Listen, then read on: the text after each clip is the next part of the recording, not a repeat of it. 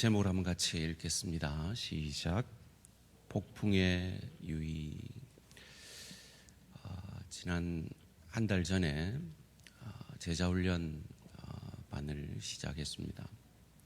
화요일 저녁, 수요일 오전, 목요일 저녁 이렇게 세 반이 30여 분의 성도들과 함께 진행되고 있는데요. 저희가 늘 시작하기 전에 아이스 브레이크를 합니다. 이번 주 아이스 브레이크 질문이 뭐였는가 하면, 당신에게 물질적, 인적, 시간적, 무한대의 자원이 주어진다면 당신은 그것으로 무엇을 하시겠습니까? 라는 질문이었습니다. 여러분, 행복하지 않습니까? 한번 행복한 상상을 한번 해보셔도 좋을 것 같아요. 여러 가지 대답들이 있었습니다. 제게 가장 은혜가 됐던 대답은 그 돈으로 저희 교회 빚을 다 갚겠다라는 대답이었습니다. 어떤 분이 그렇게 얘기하니까 빚은 다 갚아졌으니까 저는 이 돈으로 세계 선교하겠습니다. 저는 이 돈으로 세계 여행을 다 다니겠습니다. 저는 이 돈으로 선교사 자녀들을 돕겠습니다. 너무 행복한 말들이 이어져 나왔습니다. 근데 제 마음을 탁 치는 두 분의 고백이 있었습니다.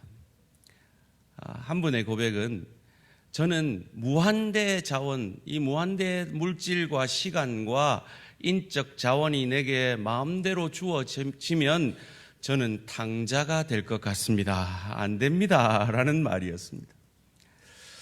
또 한 분은, 이거 아무 필요 없습니다.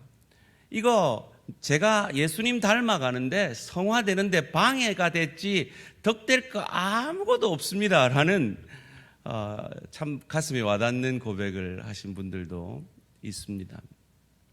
여러분은 어떠십니까? 다윗도 아마 그것을 알았던 것 같아요. 그래서 다윗은 시편 119편 71절에서 그 유명한 이 고백을 하죠. 고난당한 것이 내게 유익이라. 이로 말미암아 내가 주의 율례들을 배우게 되었나이다. 성경은 우리에게 고난 자체를 바라고 즐거워하라 하진 않습니다. 그렇죠. 고난 자체를 즐거워하는 건 그건 아니죠. 그러나 고난 속에서도 그 고난 가운데 일하시는 하나님을 바라보고 그 하나님의 일하심을 통하여 기뻐하고 즐거워하라라고 우리에게 가르쳐 줍니다. 오늘 본문의 제자들은 고난 가운데 있습니다. 인생의 풍랑을 만났습니다. 사랑하는 성도님들, 여러분 지금 어떤 고난 가운데 계십니까? 여러분의 인생에는 어떤 풍랑이 일고 있으십니까? 그 풍랑이 오늘 시편 기자 이 다윗의 고백처럼 내게 유익이 되려면 내게는 어떤 믿음이 있어야 할까요? 지금 왜 제자들이 이 풍랑 속에 있습니까? 예수님이 재촉하여 제자들을 배 타고 보내었기 때문임을 우리는 오늘 이 본문과 동일한 말씀을 다루고 있는 마태복음 14장 22절 23절에서 확인할 수 있습니다. 예수께서 즉시 제자들을 재촉하사 자기가 무리를 보내는 동안에 배를 타고 앞서 건너편으로 가게 하시고 무리를 보내신 후에 기도하러 따로 산에 올라가시니라. 저물매 거기 혼자 계시더니. 예수님 말을 들었는데 풍랑에 빠졌습니다. 이를 통해서 우리는 오늘날 이 한국 기독교를 휩쓸고 있는 기복신앙의 한계를 보게 됩니다. 기복신앙은 뭐라고 가르칩니까? 하나님 앞에 순종하면 복 받는다는 거죠. 그런데 순종했는데도 인생의 풍랑이 닥치는 것을 우리는 확인하고 있습니다. 그것도 예수님께서 재촉하셔서 그것에 순종했는데도 말이죠. 그런데요, 동일한 본문을 다루고 있는 이 마가복음에서는 이 장면을 예수님께서 기도하시는 중에 지켜보고 계신다라고 마가복음 6장 47절 48절에서 이렇게 말합니다. 저물매 배는 바다 가운데 있고 예수께서는 홀로 무태에 계시다가 바람이 거스림으로 제자들이 힘겹게 노젓는 것을 보시고 밤 사경쯤에 바다 위로 걸어서 그들에게 오사 지나가려고 하시매. 다윗이 내게 고난당하는 것이 유익이라 하는 그 고백의 이유가 여기에서 설명이 되어집니다. 사랑하는 성도님들, 지금 여러분이 경험하고 있는 그 고난과 그 인생의 풍랑을 주께서 지켜보고 계심을 믿으시기를 주님의 이름으로 축원합니다. 내가 주님을 바라보기 때문이 아니라 주님이 나를 지켜보고 계시기에 우리는 분명히 풍랑 속에서도 유익이 있을 것입니다. 지켜보고 계시다는 말은 주님이 일하시고 계시다는 거예요. 뭔가 그 풍랑 속에 뜻이 계시다라는 것입니다. 풍랑의 유익이 무엇입니까? 첫 번째로 하늘과 바다도 주님의 주관 아래 있음을 우리는 우리의 인생의 풍랑을 통해서 깨닫게 되는 것입니다. 마태복음 14장 32절 33절 말씀입니다. 마태복음 14장 32절 33절 배에 함께 오르매 바람이 그치는지라 배에 있는 사람들이 예수께 절하며 이르되 진실로 하나님의 아들이로소이다 하더라. 그들은 이 풍랑을 통해서 오병이어를 통해 주께서 땅을 주관하시는 것을 경험했다면 이 풍랑을 통해서 주께서 하늘과 바다도 주관하시는 하나님의 아들이심을 경험하게 되는 것입니다. 사랑하는 성도님들, 여러분의 인생의 풍랑 가운데, 여러분의 고난 가운데 살아계신 하나님의 능력을 믿음으로 경험하게 되시는 저와 우리 모든 성도님들 되시기를 주님의 이름으로 축원합니다. 인생의 풍랑 가운데 우리는 하나님의 능력을 경험할 뿐만 아니라 하나님의 사랑을 또한 경험하게 되어집니다. 폭풍의 유익 두 번째는 제자들을 향한 주님의 사랑을 깨닫게 되는 것입니다. 요한복음 6장 18절 말씀입니다. 큰 바람이 불어 파도가 일어나더라. 여기서 큰 바람이라는 헬라어는 아네무 메갈루라는 단어인데요. 영어로 말하면 게일이라는 단어예요. 이 게일을 이 사전에 찾아보면 초속 14에서 29m의 강풍이라고 되어 있더라고요. 흔히들 20m 이상은 태풍이라고 합니다. 태풍 속에 있습니다. 그리고 지금 시간이 어떻게 됩니까? 마태복음 14장 25절 말씀입니다. 밤 사경에, 사경이라는 건 새벽 3시에서 6시 사이를 얘기합니다. 여러분, 새벽 3시에 사람들은 뭐 합니까? 쉬죠. 자기 자신을 위해서 안식하는 시간입니다. 자기 자신을 위해서 안식해야 할 그 시간에 예수님은 깨어서 폭풍 가운데 있는 제자들을 향하여 무리를 걸어 오고 계시는 것입니다. 태풍 속에서 제자들을 구하러 오고 계신 것입니다. 여러분의 인생의 고난과 풍랑 속에서 우리 주님은 쉬지 않으시고 여러분을 향하여서 여러분을 향한 사랑을 가지고 여러분을 향해 오시는 주님이심을, 그 사랑을 폭풍 속에서 인생의 고난 속에서 믿음으로 감당해내심으로 경험하게 되는 저와 우리 모든 성도님들 되시기를 주님의 이름으로 축원합니다. 여러분 한번 생각해 보세요. 여러분 새벽 3시에 여러분이 어려움을 당했어요. 어떤 어려움인지 여러분 누구에게 전화하시겠습니까? 그런 가족이 있으십니까? 그런 친구가 있으십니까? 그런데 그 친구와 가족이 능력도 있어야 돼요. 그런데 그런 친구가 우리에게 있다는 겁니다. 그분이 오늘 본문에 제자들을 향해 무리를 걸어오시는 능력의, 사랑의 주님이십니다. 여러분의 인생에서 이 능력과 이 사랑의 주님을 여러분의 인생의 고난과 폭풍 속에서 만나게 되시기를 주님의 이름으로 축원합니다. 그런데 하나님의 능력과 사랑이 무엇입니까? 우리는 도대체 우리가 믿는 하나님이 어떤 하나님이기에 그분이 능력과 사랑이 있다는 걸 믿고 그분께 나아갈 수 있는 것입니까? 그분을 신뢰할 수 있는 것입니까? 세 번째로, 폭풍의 유익은 예수님만이 우리가 가려는 천국으로 인도하는 참 구원이심을 제자들은 이 폭풍우 속에서 깨닫게 되는 것입니다.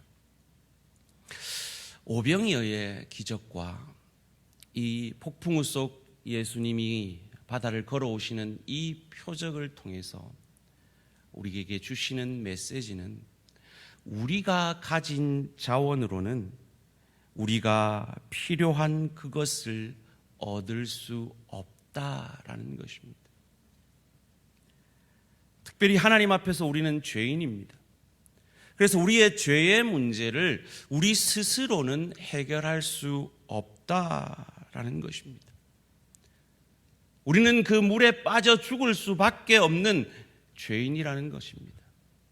그런데 우리가 어떻게 물에 빠지지 않고 구원을 얻었습니까? 우리가 빠져 죽어야 할 그 죽음의 바다에 주님이 대신 빠져 죽어 주셨기 때문입니다. 이 바다는 죽음을 상징합니다. 심판을 상징합니다. 저주를 상징합니다.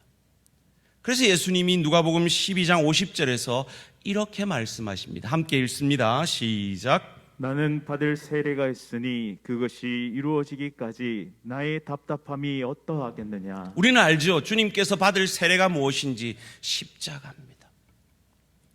그런데 왜 이것을 세례라고 표현했을까? 이 세례라는 단어는 밥티조라는 헬라어인데요, 물에 푹 담그다는 겁니다. 물에 빠져 죽는 거죠.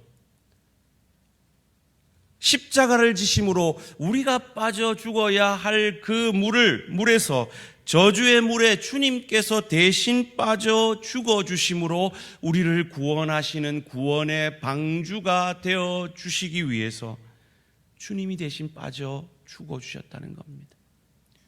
그것을 예수님이 요나의 표적밖에는 보일 표적이 없다라고 마태복음 12장 38절에서 40절 말씀에서 이렇게 말씀합니다. 그때에 서기관과 바리새인 중 몇 사람이 말하되 선생님이여 우리에게 표적 보여주시기를 원하나이다. 예수께서 대답하여 이르시되 악하고 음란한 세대가 표적을 구하나 선지자 요나의 표적밖에는 보일 표적이 없느니라. 요나가 밤낮 사흘 동안 큰 물고기 뱃속에 있었던 것 같이 인자도 밤낮 사흘 동안 땅속에 있으리라. 이 사흘 동안 인자가 땅속에 있는 것과 요나가 사흘 동안 물고기 뱃속에 있는 것을 동일선상에 놓고 계십니다. 이것을 수올이라 그러죠. 지옥입니다. 하나님과 하나님 아버지와 예수님이 죽음으로 단절되시는 것은 예수님에게는, 하나님과 늘 함께 하시는 예수님에게는 지옥입니다. 그래서 사도신경, 우리가 늘 믿음으로 고백하는 사도신경 가운데 장사된 지 사흘 만에 죽은 자 가운데서 다시 살아나셨으며 라는 이 고백 전에 한글 번역에는 번역되지 않은 원본이 있습니다. 그것이 He descended into hell 이라는 고백입니다. 그가 지옥으로 내려갔다. 이 지옥은 지옥 자체라기보단 하나님과의 단절을 수월로 경험하셨다라는 것이죠. 요나서는 바로 그 십자가의 역사를 상징적으로 보여주는 사건입니다. 요나가 바다에 던져졌습니다. 그러자 풍랑이 잠잠해지고 그 바다에서 빠져 죽어야 하는 그 이방 선원들이 살아났습니다. 그들이 뭐 했습니까? 아무것도 안 했습니다. 마치 저와 여러분처럼 말이죠. 우리가 아직 죄인 되었을 때 그리스도 예수께서 우리를 위해 죽어주심으로, 그 죽음의 바다에 빠져주심으로 우리를 향한 하나님의 사랑을 확정해 주신 것입니다. 오늘 본문의 제자들은 그것을 주님이 그들의 배 위에 오시니 폭풍이 잠잠해지고 그들이 살아난 것으로 우리에게 보여주는 것입니다. 요한복음 16장 19절에서 21절 말씀 함께 읽습니다. 시작. 제자들이 노를 저어 12어리쯤 가다가 예수께서 바다 위로 걸어 배에 가까이 오심을 보고 두려워하거늘 이르시되 내니 두려워하지 말라 하신대 이에 기뻐서 배로 영접하니 배는 곧 그들이 가려던 땅에 이르렀더라. 계속 띄워주시고요. 기뻐서 배로 예수님을 영접했더니 폭풍이 잠잠해지고 곧 그들이 가려던 땅에 이르렀다. 여기서 곧이라는 원문을 보니까 유테우스라는 부사예요. 적시라는 거예요. 배에 오르자마자 도착했다는 거예요. 예수님을 영접하자마자 도착했다는 거예요. 예수님을 영접하자마자 구원을 했다는 거예요. 예수를 영접하자마자 저와 여러분에게는 구원이, 하나님의 자녀가 되는 권세를, 천국 백성 되는 권세가 임함을 믿으시기를 주님의 이름으로 축원합니다. 그들이 기뻐서 예수님을 배로 영접했습니다. 이 영접이라는 이 6장 21절의 이 단어를 동일하게 쓰는 단어가 있는, 이게 구절이 있는데요. 요한복음 1장 12절입니다. 함께 읽습니다. 시작. 영접하는 자 곧 그 이름을 믿는 자들에게는 하나님의 자녀가 되는 권세를 주셨으니. 이 고백을 시각적으로 우리에게 만들어내는 것입니다. 예수님을 영접했을 때 죽음으로부터 해방받는 하나님의 자녀가 되는 천국 백성 되는 권세를 얻게 되는 것입니다. 이것이 우리에게 어떻게 주어졌음을 설명하기 위해 오병이어 사건이 있고, 이것이 어떻게 우리에게 주어졌음을 설명하기 위해 예수님께서 무리를 걸으시는 사건이 있는 것입니다. 그것이 요한복음 1장 13절에 이어서 고백됩니다. 이는 혈통으로나 육정으로나 사람의 뜻으로 나지 아니하고 오직 하나님께로부터 난 자들이니라. 은혜로다. 저와 여러분이 예수 그리스도를 나의 구주 나의 하나님으로 믿고 영접함으로 죽음의 바다에 빠져야 할 우리들이 구원받은 것은 하나님의 은혜인 것입니다. 그리고 혹 이 자리에 아직 이 은혜를 나의 주 나의 하나님으로 영접함으로 받지 못하신 분이 계시다면 죽음의 바다에 내 스스로의 능력으로 살다 빠져 죽지 마시고 나를 대신하여 그 죽음의 바다에 빠지시고 부활하심으로 그 죽음을 이기신 예수 그리스도를 나의 구주 나의 하나님으로 믿으시고 영접하시기를 주님의 이름으로 축원합니다.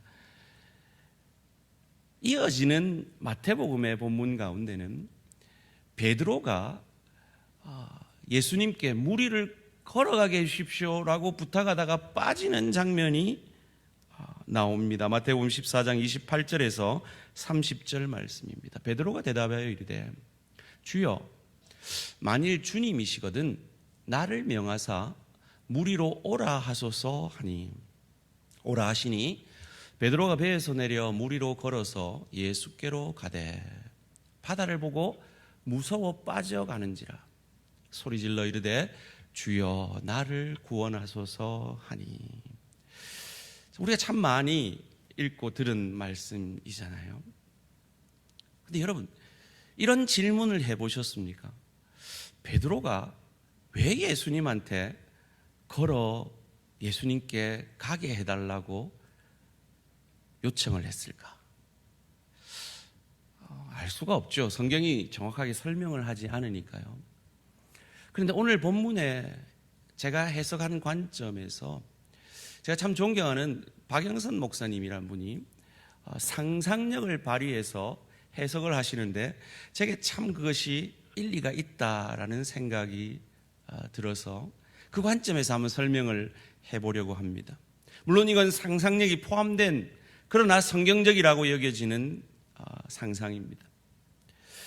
베드로는 어부입니다.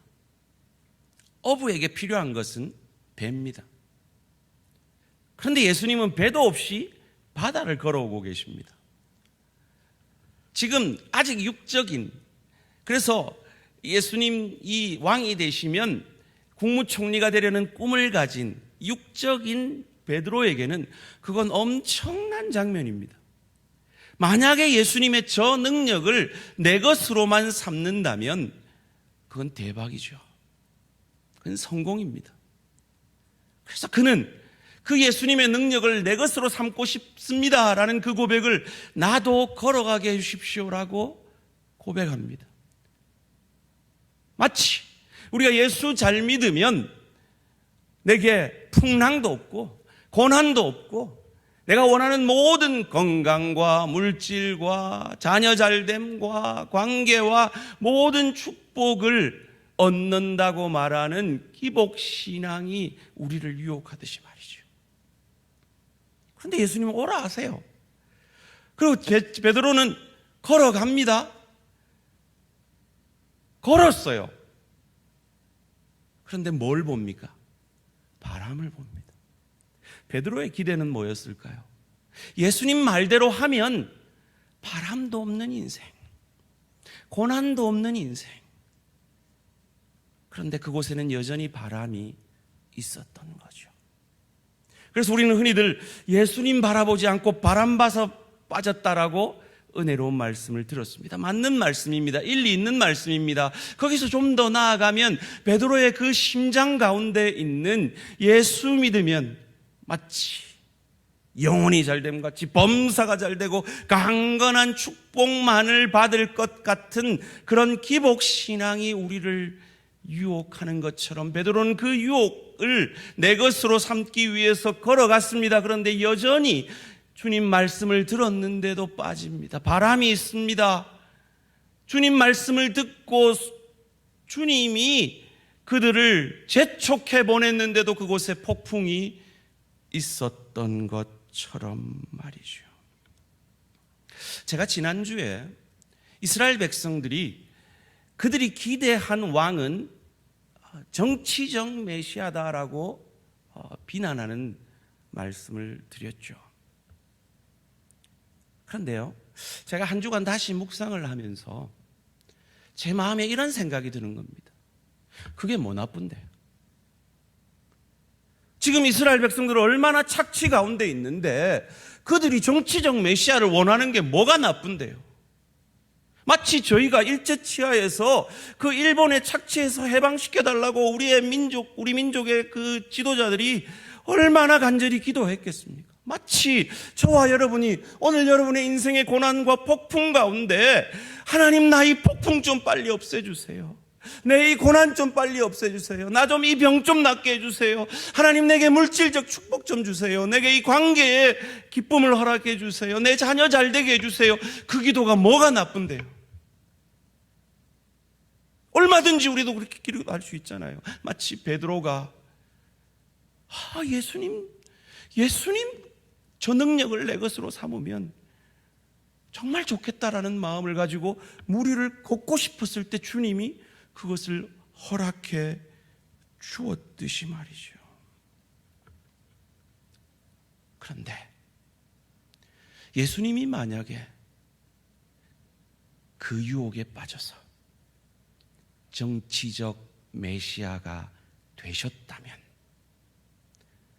그 시대의 유다 백성들은 로마로부터 해방되었겠죠.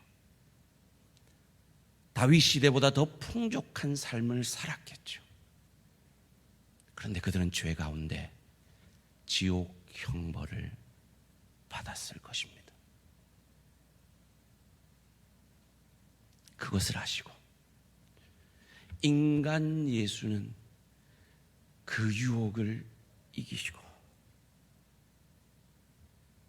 그토록 외면하고 싶던 그 십자가를 지심으로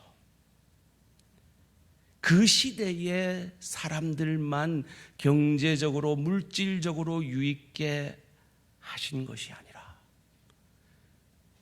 오고 가는 전 세대의 인류를 구원하시는 그 구원의 길을 열어주시고 2000년이 지난 우리에게도 그 구원을 허락하여 주신 것입니다. 성경은 분명히 우리에게 그런 풍요의 축복을 약속하고 있습니다. 그런데 대부분의 그 풍요의 축복에 대한 약속은 구약입니다. 그리고 그 구약의 물질의 축복, 장수의 축복, 건강의 축복, 특별히 잠의 축복, 저는 우리 성도님들 참 잠의 어려움을 겪고 있는 이 성도님들이 정말 주님을 사랑하는데 하나님 사랑하는 자에게 잠의 축복을 주신댔는데 우리 권사님 집사님들 잠 좀 잘 자게 해주십시오라고 늘 기도합니다. 그런데도 그런 어려움을 왜 겪느냐 말이에요. 왜 그런 인생의 폭풍이 있고 왜 그런 인생의 고난이 있느냐 말이에요. 그 구약의 축복들은 그림자예요. 참 축복의 그림자예요. 그것이 참 축복인 것을 우리가 그렇게 설명해야 알아들으니까 그럼 참 축복은 뭡니까? 오실 메시아, 아니 오신 메시아 그리스도를 통한 저와 여러분이 오늘 죽어도 천국에서 눈뜰 수 있는 하나님의 자녀가 된 하늘 축복, 구원의 축복임을 믿으시기를 주님의 이름으로 축원합니다. 그리고 그 좋은 천국을 누리고 즐길 수 있는 실력자로, 인격자로 하나님은 우리를 준비시키기 위해 때로 우리가 원치 않는 깊이의 축복의 시간을 허락하시는 겁니다. 그래서 우리가 주님 의지할 필요 없이 나를 채워주소서, 무한대의 물질과 무한대의 시간과 무한대의 자원을, 인적 자원을 내게 허락하소서 하는 그 기도 들어주시지 않는 이유는 그 기도 다 들어주면 우리는 탕자가 되기 때문입니다. 그 기도 다 들어주면 우리는 그리스도 예수를 닮아가지 않기 때문입니다. 저는 목회를 하면서 그런 성도들을 종종 봅니다. 고난 가운데서는 하나님 앞에 겸손히 엎드리지만 분명히 하나님이 물질의 축복, 풍요의 축복을 주셨는데 그것 때문에 신앙으로부터 멀어져 가는 성도들을 봅니다. 하나님이 정말 그 영혼을 사랑하면 곧 인생의 풍랑이 닥칠 것입니다. 하나님을 의지하며 이 하루살이 같은 인생이 아니라 저 천국을 바랄 수 있는 하나님의 사람으로 하나님은 사랑하는 자들을 이끌고 가시기 때문입니다. 사랑하는 성도님들, 여러분의 인생에 어떤 풍랑이 있으십니까? 질병이 있으십니까? 가난이 있으십니까? 관계에 어려움이 있으십니까? 자녀의 문제가 있으십니까? 그 인생의 풍랑 가운데 천지 만물을 주관하시고 능력이 있으시고 거기다가 우리를 사랑하시고 그 능력과 사랑을 십자가와 부활로 우리에게 증명해 내신 주님을 바라보고 그 믿음으로 그 주님의 사랑과 능력을 경험하심으로 그리스도 예수의 형상까지 자라가는 저와 우리 모든 성도님들 되시기를 주님의 이름으로 축원합니다. 언제까지요, 목사님? 이런 마음으로 이 말씀을 듣고 계신 분 계시죠? 기억하십시오. 곧 이 인생의 풍랑이 끝날, 영원히 풍랑이 없는, 눈물도 없는 그 영원한 나라가 곧 우리를 기다리고 있습니다. 그때까지 인내하시기 바랍니다. 그리고 그 나라를 준비하는 우리 인생의 준비물이 풍랑인 것을 믿으시기 바랍니다. 말씀을 맺겠습니다. 빙점의 작가 뮤라 아야코 여사, 이분은 24살 때부터 폐결핵과 척추 골량이 겹쳐서 13년 동안 거의 침대에 누워만 지내며 폐결핵으로 각혈을 하며 투병했던, 몸 자체가 종합병원이었던 분이십니다. 그런데 한 정말 멋진 남자를 만났어요. 그분이 결혼해달라고 하는데 내 이 몸으로 무슨 결혼을 하냐 거절을 합니다. 그런데 이 남자가 사흘만이라도 당신과 함께 할 수 있어도 좋다라고 청혼해서 받아들이고, 이후에는 이 미우라 아야코의 몸이 안 좋아서 쓸 수 없으니까 말을 하면 이 남편이 대피를 해서 수많은 아름다운 소설을 써내게 됩니다. 미우라 아야코의 고백입니다. 병들지 않고선 드리지 못할 기도가 따로 있습니다. 병들지 않고서는 믿을 수 없는 기적이 따로 있습니다. 병들지 않고서는 들을 수 없는 말씀이 따로 있습니다. 병들지 않고서는 가까이 갈 수 없는 성소가 따로 있습니다. 병들지 않고서는 우러러볼 수 없는 얼굴이 따로 있습니다. 병들지 않고서는 나는 인간이 될 수조차도 없습니다. 그분은 참으로 신실한 믿음의 사람이었습니다.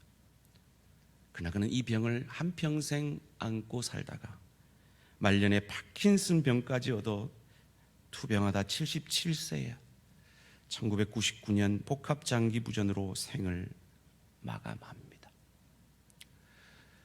그녀가 남긴 유언은 이랬다고 합니다.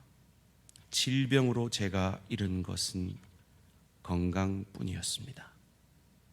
저는 건강 대신 예수님과 영원한 생명을 얻었습니다. 자기가 원하지도 않았던 왕의 그 기름 부으심을 통해 그의 젊은 시절을 도망자 신세로 미친 척하지 않고는 이방 땅에서 살아남을 수 없었던 그 인생의 경험을 했던 다윗이 시편 119편 71절에서 이렇게 말합니다. 고난당한 것이 내게 유익이라. 이로 말미암아 내가 주의 율례들을 배우게 되었나이다. 그리고 이어지는 본문에서 그는 그 이유를 이렇게 설명합니다. 주의 입의 법이 내게는 천천 금은보다 좋으니이다. 주의 손이 나를 만들고 세우셨사오니 내가 깨달아 주의 계명들을 배우게 하소서. 주를 경외하는 자들이 나를 보고 기뻐하는 것은 내가 주의 말씀을 바라는 까닭이니이다. 여호와여, 내가 알거니와 주의 심판은 의로우시고 주께서 나를 괴롭게 하심은 성실하심 때문이니이다. 그의 그 성실하심으로 예수 그리스도의 오실 메시아의 그 약속을 신실히 이루셔서 그 말씀이 육신이 되셔서 그 예수를 주로 고백하는, 늘 말씀 앞에 실패하는 우리가 그 말씀이신 예수 그리스도를 주로 영접함으로 마치 내가 그 말씀을 다 지킨 것 같이 나를 의롭다, 하나님의 자녀다, 천국 백성이라 삼아주신 그 능력의 주님, 그 사랑의 주님이 저와 여러분이 믿는 십자가와 부활의 주님인 것을 기억하시므로 우리 인생이 결코 십자가로 끝나지 않음을 믿고 부활로 우리 인생 가운데 역사하실 그 주님을 믿음의 눈으로 바라보시고 풍랑 가운데 주님을 영접함으로, 기쁘게 영접함으로 우리의 인생의 풍랑 속에서도 평화를 누리게 되는 저와 우리 모든 성도님들 되시기를 주님의 이름으로 축원합니다. 내가 주님을 바라보기 전에 주님이 나를 바라보고 계십니다.